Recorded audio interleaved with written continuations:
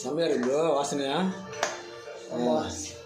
இப்போது இது சாதத்துக்கு, ரைஸுக்கு, ராகி களி, இட்லி, தோசை, பரோட்டாவுக்கு கூட சாப்பிட்லாம். எல்லாத்துக்குமே சாப்பிட்லாம். ஆமாம் ஆமாம். இவ்வளோ தான் கிரேவி. ஸ்பைஸியாக இருக்கும்.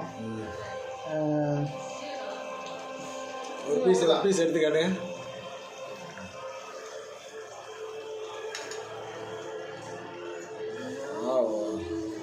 சூப்பர். வேறு லெவல் ப்ரோ, வேறு லெவல். அவ்வளோதான் முடிஞ்சது. ட்ரை பண்ணி பாருங்கள் ஜிம் பாய்ஸ். சரிங்களா? யாருக்காச்சும் ஏதாச்சும் செய்யணும்னா கமெண்ட் பண்ணுங்கள். ஓகேங்களா?